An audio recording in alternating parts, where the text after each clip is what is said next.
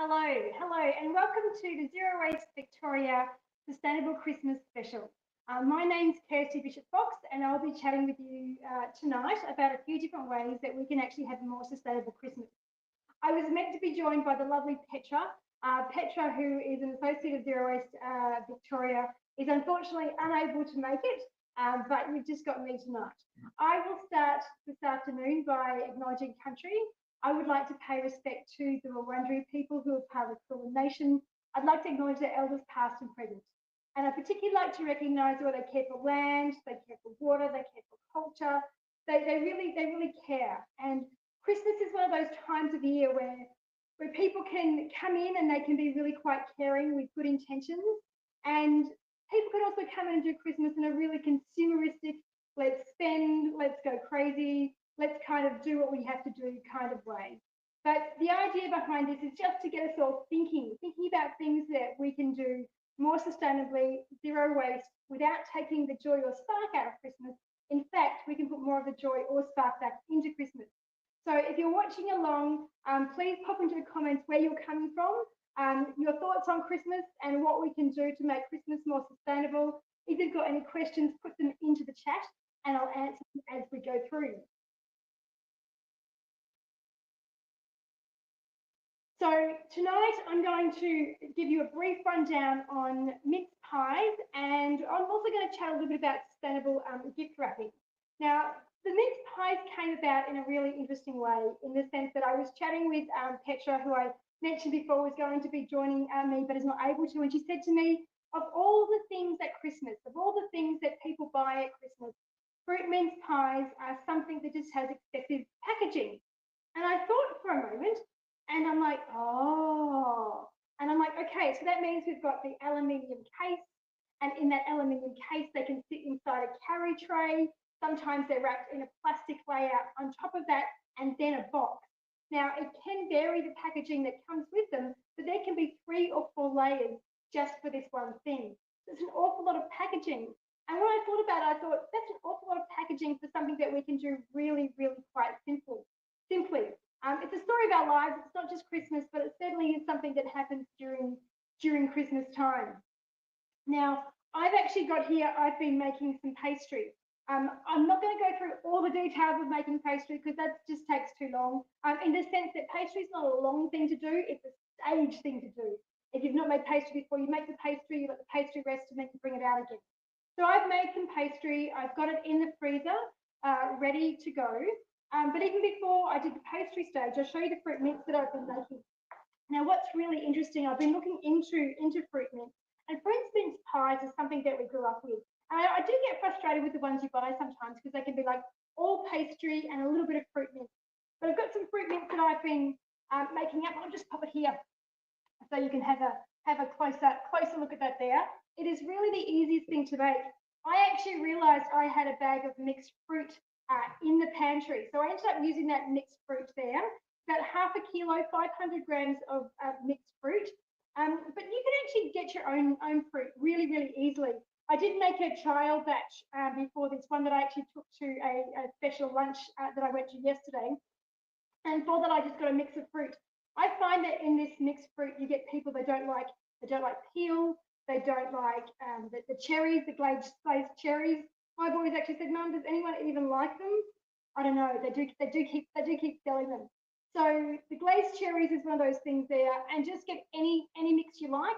I've used half a cup of orange juice, a sprinkle of sugar, and I should say the orange juice.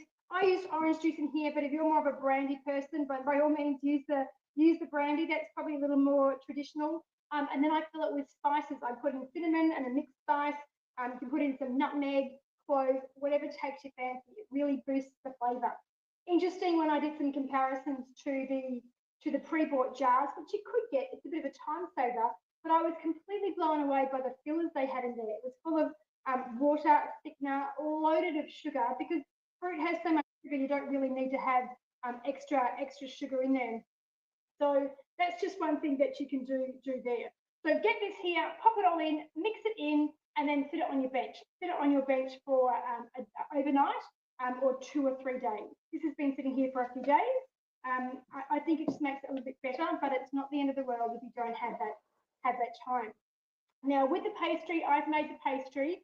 What you're going to see go online in a day or two, once I do the editing, I've actually filmed this to put up in a little fast DIY clip, which will go up there. But you can use any pastry you like. I'm just going to grab out what I've done. It's been pre-done.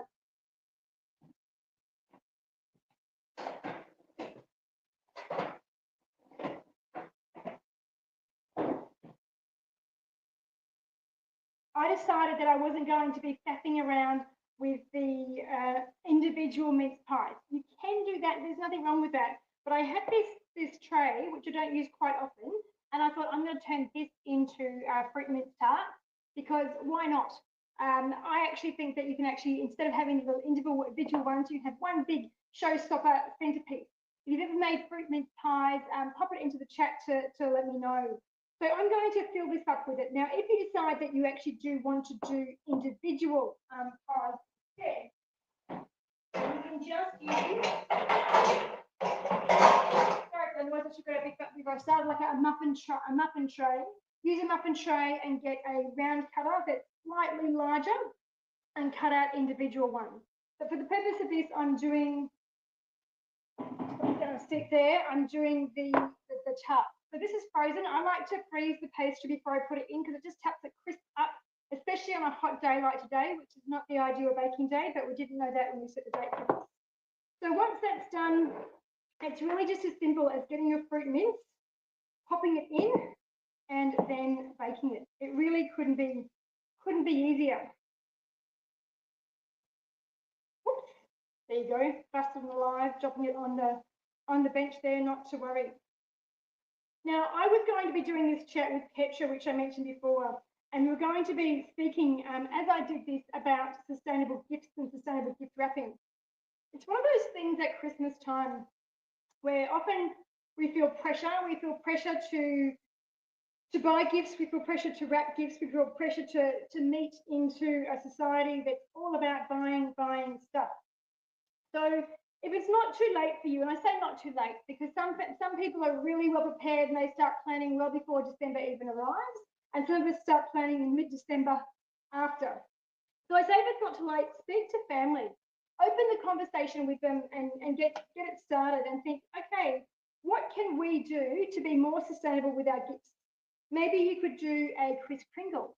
So when you have a Kris Kringle, it really simply means that instead of buying a gift for everybody, you just buy a gift for one person. And what I like about that is you can get one really great gift.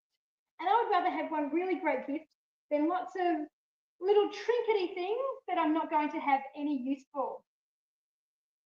And if you're in that situation, you can have a bit of fun with it and just say, right, okay, we're going to have a Kris Kringle. Some people put a $1 limit on it and some people put a theme on it. So why don't you see with your family if you can put a theme on your Christmas gift giving and go, right, instead of us buying a gift that's $50 or whatever your limit might be, sometimes it's 100, sometimes it's 20, depending on your family, why don't we get a special gift that's secondhand or DIY or an experience? And that way we're actually creating something more special than that, okay, let's go and walk the aisles, let's go to the shopping centre until we find that gift that we have to give somebody. And I don't know what they want, but let's just get them something anyway. So some really simple DIY things you can do. I mean, if you're into crafts, you can make all sorts of things. You could make some bath salts, which are a really nice, a nice gift. If you're into sewing and you're giving to young girls, you could make a hair scrunchie or something like that to go on the hair. You could make an apron for baking, all sorts of things you can do. I'm not the most crafty DIY person, but I certainly do like to bake and get in the kitchen. And I've been doing some baking. What am I making, Carol? I am making a fruit mince pie. What I've actually done, and I'll quickly recap it for you, is I've left some fruit soaking on the bench. I got in some sultanas. Actually, this was minced fruit from the cupboard. But you can use sultanas, currants, apricots. Oh, I forgot to mention before, grated apples that I put in there. So I let that soak for a couple of days. and then we brought that in. And oh my goodness, I've just been joined by Juliana. Come on in, Juliana. Hello. Hello, hello. You're my Petra substitute, Juliana. That's great because I felt like I was talking to myself. How are you? I'm good. I'm a bit warm. We were out at the Funfields Park today with the school. Oh, goodness me. Did it hit 40 degrees today? Yeah, and that was pre-planned, and yeah, it's pretty hot. I would like everyone to say hello to Juliana if you're watching on. Juliana is a new committee member with Zero Waste Victoria, and I put a call out when I said Petra can't make it, and here's the link, and Juliana's just jumped on, which is great because I really do want this to be an intimate conversation.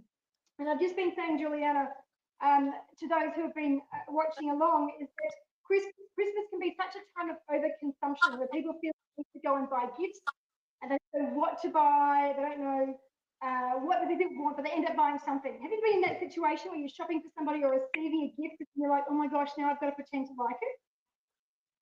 Yeah, exactly. I was just saying that you can open up the conversation with your family, and the idea of a Kris Kringle is something that really appeals to me because then you can actually only need to buy one gift. And I've actually put a pact out with family before. It's okay, let's not buy gifts. Let's buy, well, they are gifts, but not stuff gifts. So you can buy an experience, or you can DIY something, or even secondhand gifts. I told my sister a little while back, a couple of years ago, I wanted some indoor plants. And I said, but I don't want new pots. And she's like, oh my gosh. And then she said, I've got pots and they're great pots and I don't use them. May I give them to you? I can't explain how excited I was. Aww. Have you got any tips for people Yeah, who we've are done Christmas.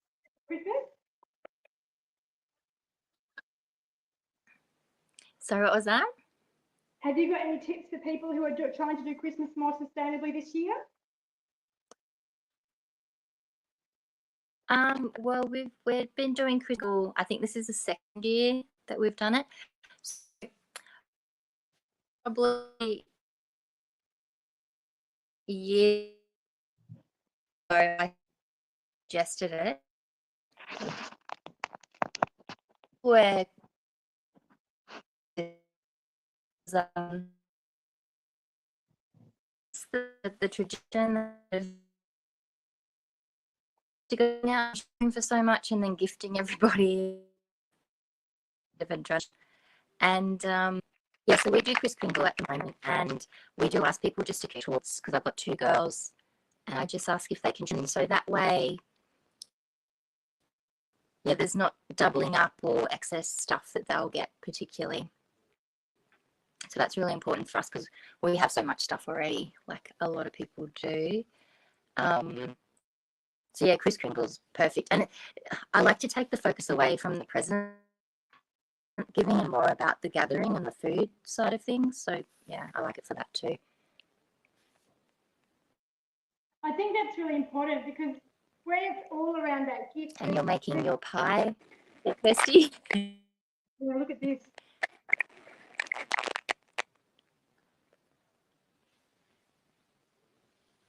So what I said before you jumped on, I don't know if you heard me, Juliana, is that Petra was saying to me that fruit has become so much packaging. The aluminium, they come in the tray layer, they come in the cardboard and the plastic. And I thought, well, I've made pastry. If you don't do pastry, a lot of people have pastry. Yeah, that's right. Sorry, and then just soak and you've got your cupboard and you haven't been able to use or you're not using lately.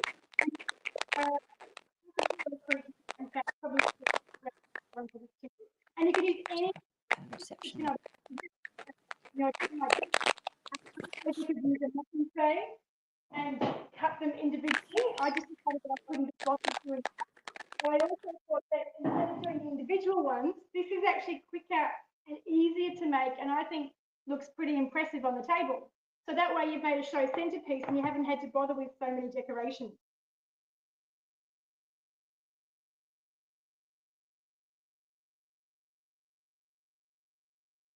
find? Are you with me or have you frozen there, Juliana?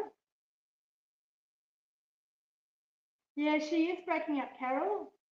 I'm not quite sure what's going on. It looks like she's frozen. So I'm back on my own again, but never mind. And I think what I find, this is ready to go in the oven now, so I'll just pop it in shortly. And, oh, she's completely dropped out. She must have had a poor Wi-Fi signal. So I think the thing too is just jumping back, and I know I'm jumping around a little, but with the, you've sold me one large pie, and I even, oh, amazing. You'll have to send your photo through. And oh, I can't believe it. Petra's actually jumping in now. I'm going to let Petra in. She's made it after all. Here we go. Can everyone hear me? I can hear you. Good. I'm here with my wrapping processes. So sorry I'm late. It was a sort of bit of a family thing, but it's all sorted now. That's amazing. I didn't realise that you were going to join me at all, but you're here, which is great. I've actually got this Petra, this fruit mince tart. I've actually filled it already, and I won't repeat it again because I've said it a couple of times for those who are watching. And I'm just about to put it into the oven. Juliana popped in, but she's actually dropped out. I think her Wi-Fi wasn't too great. And I was starting to talk about the gifts and Kris Kringle and the ways that we can do it, but it looks like you've got a few things to show us, to give some tips for sustainable gift wrapping. Is that right?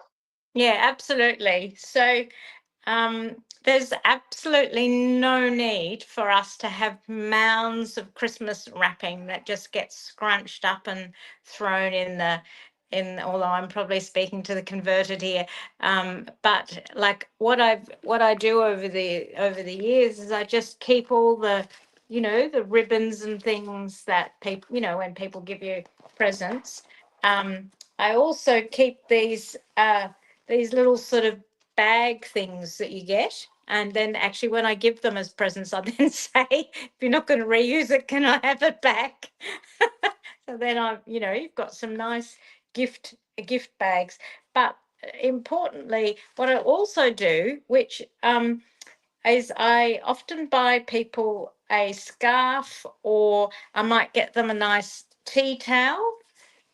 This one's not a nice one, but I was just giving you an example. Or if I've got leftover sort of, this is very cute. If I've got leftover napkins, you can use them as well.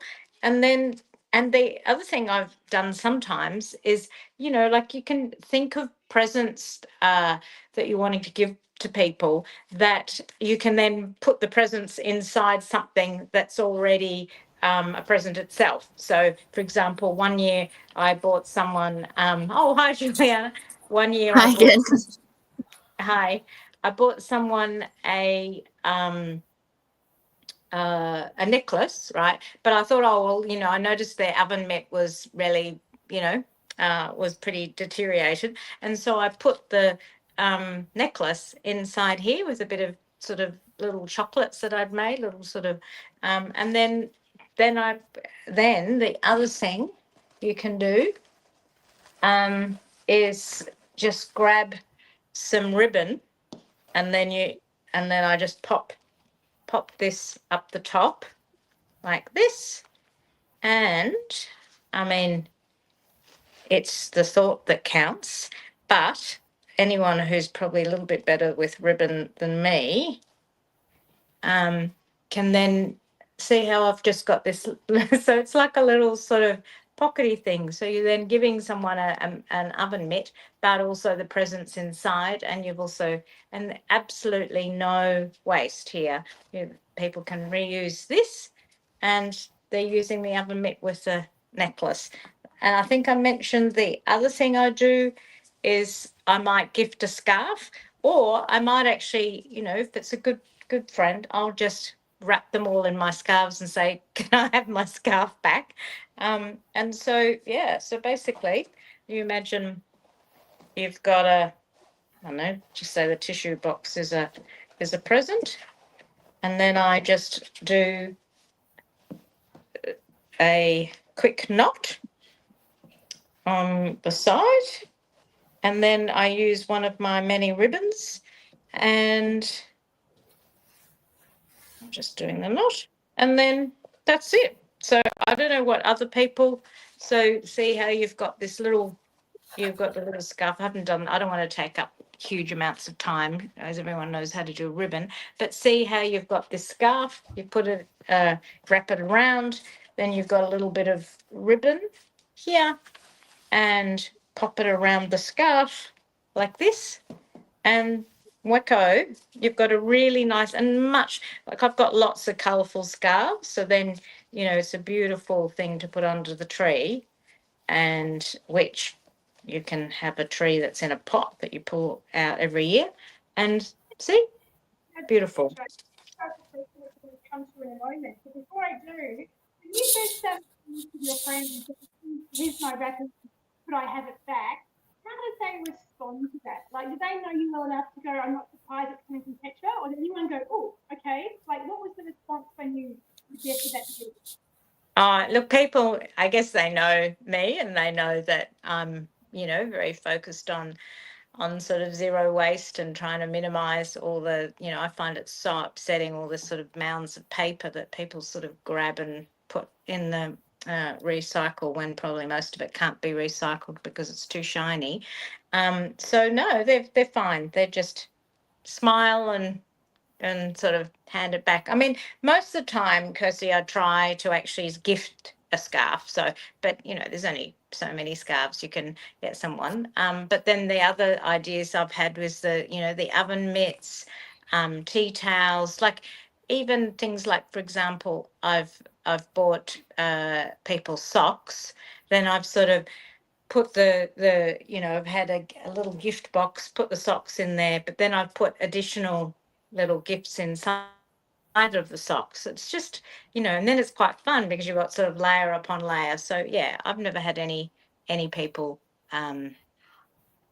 Yes, that's true. A lot of the commercial Christmas wrapping is not recyclable. Yes, and I think people sort of feel like this sort of whole concept of guilt free because it's recycled. Well, Kirsty's taught me a lot about this since I've been involved in Zero Waste Victoria. But actually, the recycling industry is it's very expensive. A lot of it, because of the contamination in the bins, a lot of it actually doesn't end up going along to the recycling businesses, and also it's expensive to recycle in it in the first place. So actually, I'm now, whenever, Kirsty, you'd be very impressed. I always talk to people now about how we shouldn't be using recycling as some sort of, oh, well, it's fine, it'll just be recycled. It's very expensive to do, and we can just reduce and reuse. That's right. And the thing with paper, there's a lot of paper can't be recycled. People don't realise that just because you wrap it up in a gift. For instance, anything that's shiny and looks metallic-y, it's going to be a plastic. And that's plastic, like the shiny. Have you seen the shiny wrapping papers, like the cellophane from those plastic things? Or they look really, really pretty. I admit they do, but they're not going to be recycled. In addition, anything that's got glitter on it, any glitter on paper, like the glitter is going to be a plastic component. And even if it's not a plastic component, occasionally you see that, it still doesn't lend well to the recycling system. So anything that's glittery, it won't be recycled. If you are going to buy Christmas paper, just buy something very, very, very plain. It can be decorative and nice print on it, but you don't want this shiny, glittery type of paper. But same with the cards. Cards can be automatic. Again, anything glittery, any add-ons, anything, and you do get a lot of really fancy Christmas cards from the other individually. In the past, they're often not too bad, but be clear of glitter. Glitter is really problematic. What I actually have done in the past is that when my kids were younger and they're teenagers now, but I still do it, we would actually get their artwork. Like they'd come home from dinner or even school and they'd be like really, their prints are kind of really cool and you love them or get them, but then we'd use them as references. So that's not the way of doing it. I also use newspaper as wrapping paper as well too, and then just put like a bow on there when going to do. So there's lots of ways that we can do it. And I tend not to wrap gifts in paper these days. I prefer to use those reusable gift bags. I've got plenty of Christmas gift bags and boxes. Like I could give you a gift bag and say, do you know what, if you can use it and it's yours, it's not a gift bag. And most of them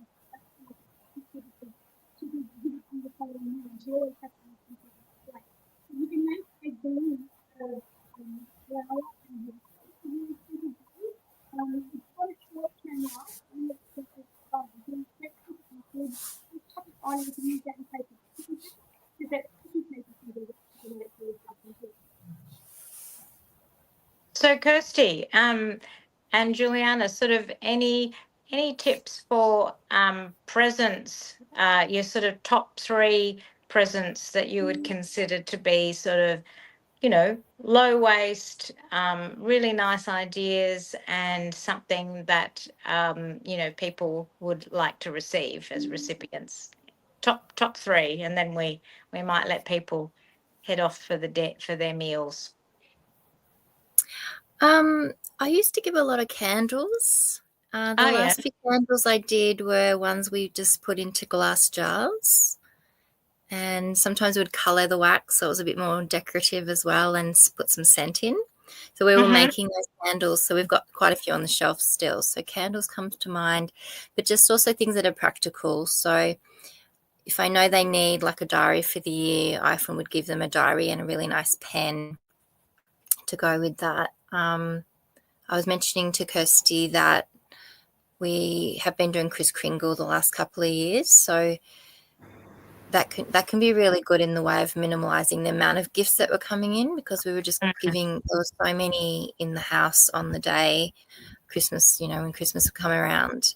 But also, as you're talking before, I was thinking of the Christmas cards we used to get in. I used to cut the covers off and hole punch the corner and just put a little ribbon through it so they could hang that up on the tree. And I was writing those to the neighbours mostly, and we would have a Christmas party basically for the street. But yeah, I keep all the cards that I get given. We barely get any these days. It's really good actually. But the ones that I do have, I put them into my decorations box, and they're always there for me to use. But I'm always on the lookout for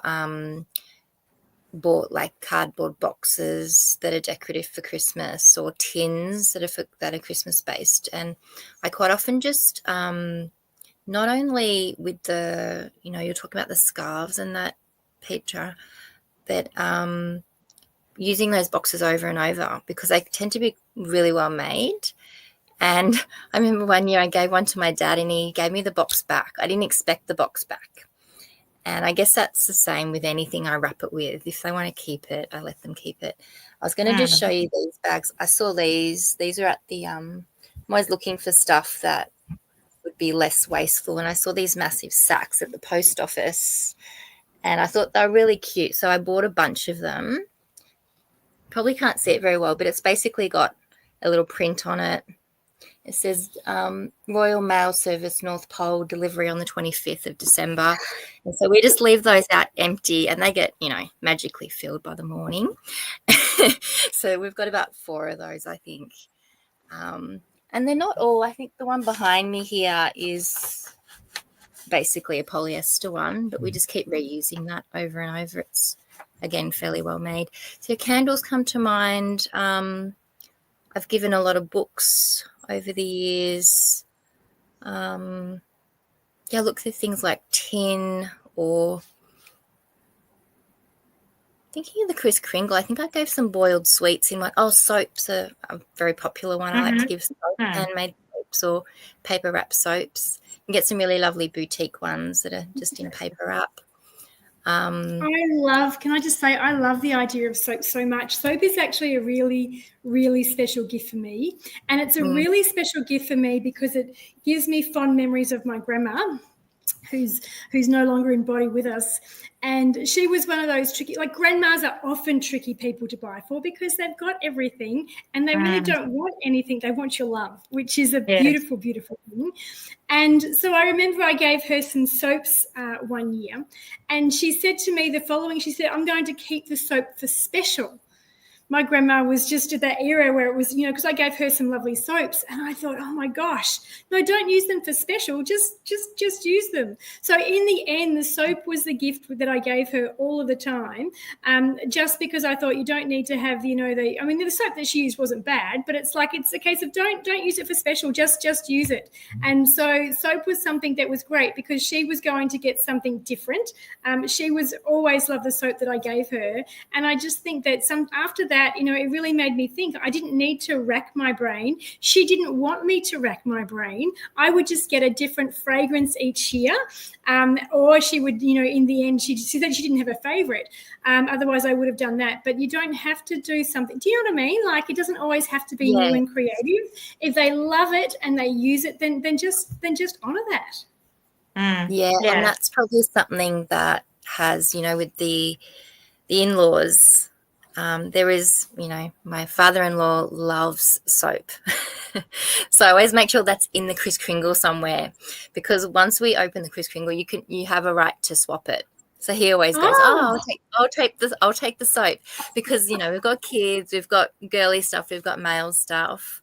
And thanks for that comment, Deborah, because actually one year when I was still giving out a lot of cards, I would take a box, like say it was a food box, and just open it up so it was flat, and then I would invert it and glue it together. So basically you only see the cardboard part, you don't see the labels. And then from there, you could, if it was a small box, you could just use that as your card. You hand decorate that, and you would gift that as a card. Or if it's big enough, you can fold it in half and make it like a proper card. But they were really lovely to give because they were just very handmade.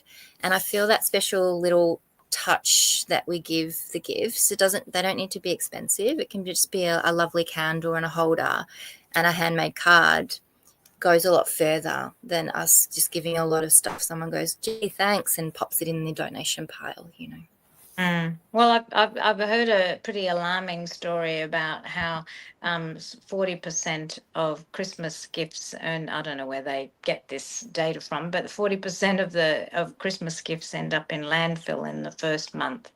Because sometimes, I know it's shocking, isn't it? So, but anyway, let's not dwell on the negativity around that. But because this podcast is all about how can you, but not only my sense is that people who listen to these podcasts are people who are already doing a lot of these things. I think one of the things that is really, I think, a very powerful thing around change and is actually talking about it with other people, and having conversations, and even and I do tend to get people being a little bit negative sometimes, but then after a while they start to sort of come around, and you can see their behaviors changed ever so slightly, even if it's just the presents they give me. I mean, even though I say no presents, but they might then just give me some chocolates that they've made themselves. But that's the other thing. Instead of buying, as we saw with the mince pies, there's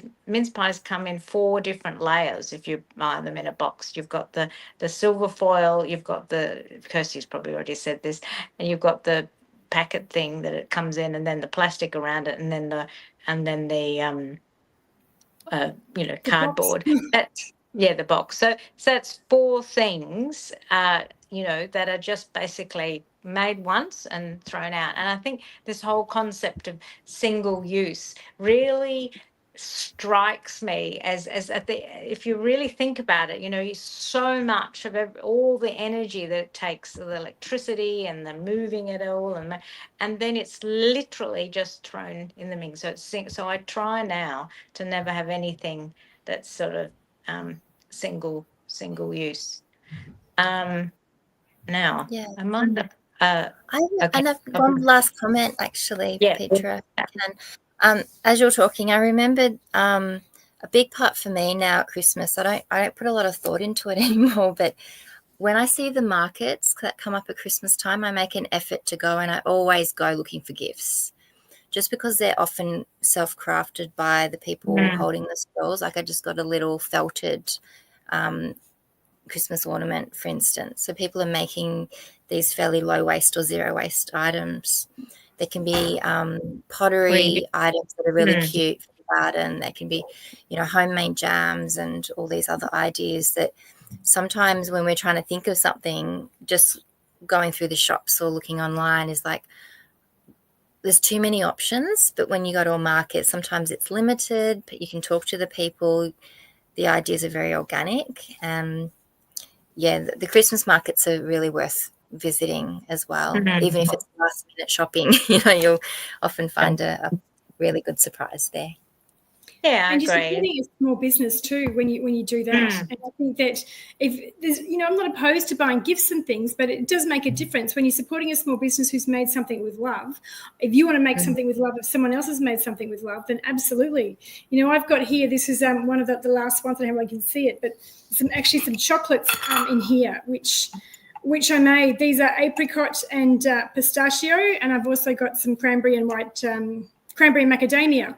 And the simplest thing to make, if you've never done chocolates, you just simply melt the chocolate and put the fruit in, teaspoon onto a baking tray, pop them in the freezer, and it's done. And I gave them to a couple of friends already who, I don't do Christmas with them, but they're friends. And I get a message back from one of them going, I gave some to my dad because he lives with his dad. He's a carer. And he said that the chocolates were sensational. Now, if I had have gone and bought something, a factory line produced chocolate, they would have enjoyed the chocolate, but there's no way it would have tasted as good because I put in really pure ingredients. Do you know what I mean? And a lot of the chocolates, they've got these fillings in and they've got all this stuff in, but this was just nut fruit chocolate, simplest thing. Anyone can do it. Yes, I know. It's lots of great sort of tips, but I'm just aware of time. So I think we should let people head out to make a low waste meal. Is there one more? Okay, Kirsty's got one more thing. I'm going I'm hungry. I'm going to the oven. Yes, she's going to the oven. I figured this. I think she's going to pull out the mince. You wouldn't call it a pie, would you? You'd call it sort of a mince tart. Can I get this? Very hot. That looks fantastic. Beautiful. Oh, wow. You've inspired me to make that because I was thinking what we celebrate Christmas Eve and everyone brings something along. So I'm going to be I'll be saying to people, do not buy packets of mince pies because I'm making a mince tart instead. Absolutely. So just get your fruit, soak it in your brandy or your orange juice. I put in some grated apple. You can put in spices, spice it up. Put in cinnamon or mixed spice or nutmeg, clove, all those types of spices and pop them in. Don't be too pedantic. Just chuck them in. I actually filmed this. I took one to a lunch yesterday and I filmed it. Give me some time. I've got to edit the video now, so it's not, you don't want to watch 20 minutes of me making it, but it'll be like, 3 minutes of instruction, maybe less, and that'll be up in the next day or two. But really simple thing to make. If you're going to make one thing this year, make it a fruit mince tart. Much easier. And I said this before, but I'll say it again. I love this because when you buy them, usually you have this massive amount of pastry and a tiny, tiny amount of fruit. And so with this, you can actually get to enjoy the fruit. It's a much better ratio. From a maker's point of view, it's much easier. It's less fiddly than doing individual pies. And it does look, if I do say so myself, pretty impressive. I can't handle it with bare hands yet. Pretty impressive on the table. Now, if you don't have a star cutter, don't worry. You can use anything you like. You can use, if you've just got like a circle cutter or any shape, or you could cover it completely. You don't have to have it open, or you could do a lattice. You could do random things. Like, it doesn't really matter. Do you know what I mean? So don't get caught up if you don't have a star cutter. But I have to be really upfront. I borrowed that star cutter. I put a call out in my Buy Nothing group, and Kim down the road, whose kids went to school with my kids, said, I've got this set of cutters. So I borrowed this set of cutters from her, which I'm going to take back in the next few days. So if you desperately want a star cutter, then put a call out and see who's got it. Sounds good. Okay, so I'm going to, I think we'll head off now. So thank you so much for whoever's out there listening. Oh, thank you. You put some Oh, succulent nice. plants in old hiking boots and gave them to two friends I hike with. That's a fantastic idea. Oh, that's great. Did you put little holes in the soles so the water cake didn't settle in the bottom? That's a great. I love that. I love that. Well, look, thank you so much, everyone, for joining and listening. You got to go and make a fruit. Yes, got to go and make a fruit mince tart. So thank you, and stay tuned. We'll be doing this every month, and we'll have a different topic every month. So, and we'll send you out an indicator of when that'll be. Okay, you take care and have a low waste, very, very happy festive season to everyone from Zero Waste Victoria. Thank you. Bye.